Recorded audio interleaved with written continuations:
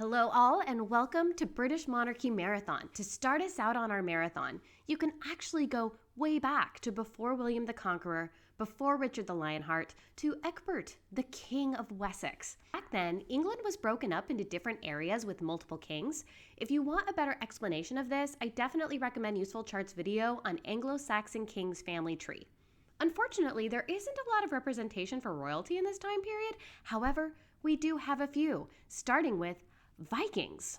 That's right. In order to see a highly fictionalized version of how the kings and queens of England started, you need to watch a show about Vikings. Even though the main storyline is about the Vikings characters, there is a large focus in some of the seasons on how the conquest of England by the Scandinavians began, which made a huge impact on the England we know today. If you look at the spreadsheet, this series takes from where the House of Wessex starts with Egbert to Aethelwulf, then skips a couple, then Aethelred, and finally Alfred the Great. Yeah, the show leaves out a few kings in history, but we take what we can get from a show that's mainly about Vikings.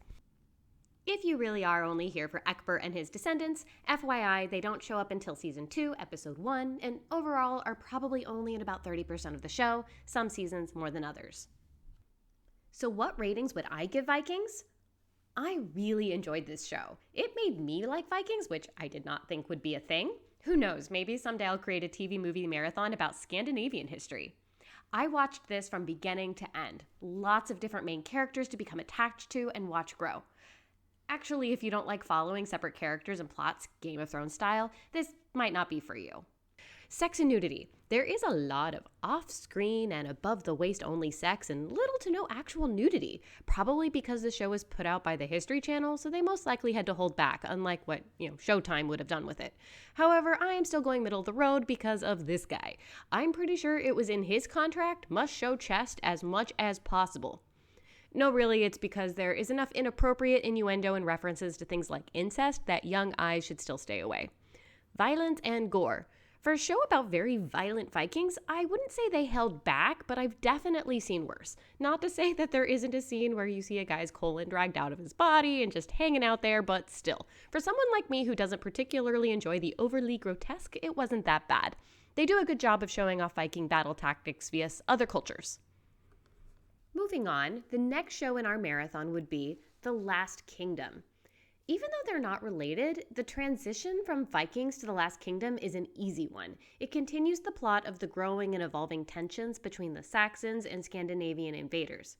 We are primarily following a character who was born a Saxon but raised by the Danes, so that plays a lot into explaining culture and drives plot. One suggestion I have before starting is to tell yourself to forget anything you just learned about all those Vikings characters. A lot of them have the same names, but they are portrayed completely differently. I couldn't even tell you if they're supposed to be the same person. Unlike Vikings, this show takes place entirely in England, and our descendants of Egbert play a much larger role. We start off with a reintroduction to a very different interpretation of Ethelred, and then my personal favorite version of Alfred the Great, then Edward the Elder, and then we end with Ethelstan the Good. Ratings for The Last Kingdom. I can't say this is one of my favorites, but it was definitely worth the watch. This is a show for people who like sticking with the same one character and watching him react to how the world treats him. This was a show that got better with every season as it developed and introduced more supporting characters. I also enjoyed watching the history play out. It's one of the very few shows that gives us a glimpse into what life might have been like back then. Funny enough, even though there was a lot more nudity in The Last Kingdom, I felt that Vikings was still a lot more sexualized. There is not a lot of actual sex, but when it happens in The Last Kingdom, all the clothes come off and there is no covering up. This is a show where I definitely had to close my eyes a few times. It does not pan away when someone is getting sliced open or body parts are being ripped out. For those of you who thrive on battle, this is a show for you. There are at least 2 huge climactic battles per season and an in-depth discussion around strategy. I'm looking forward to the Last Kingdom movie sequel coming out on April 14th. It's called 7 Kings Must Die, and already the trailer looks really exciting. We finish up part 1 of our marathon with Vikings Valhalla. Yep, more Vikings. There is a bit of a time gap here on our spreadsheet.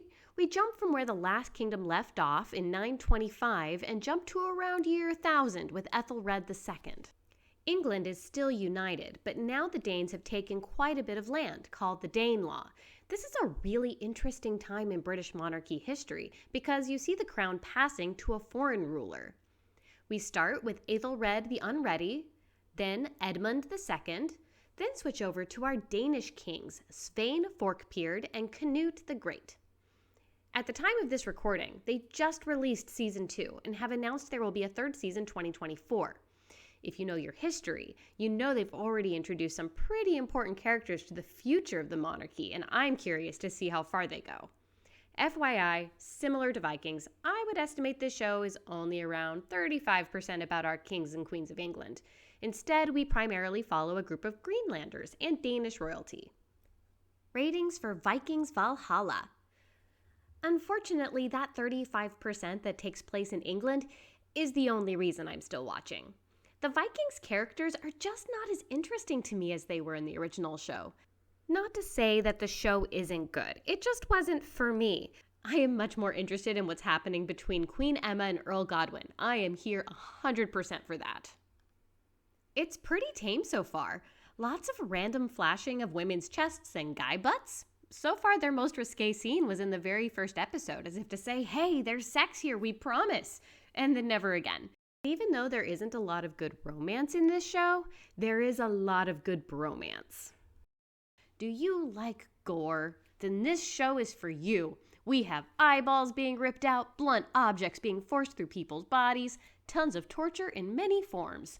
I'm sure the makeup department had a lot of fun with this one and did a great job. We did it! We made it through part 1, covering the House of Wessex through the Danish kings. Please see the notes below to go directly to the spreadsheet, which I will be updating as new content comes out. I hope this helped you get started on your journey. Happy watching!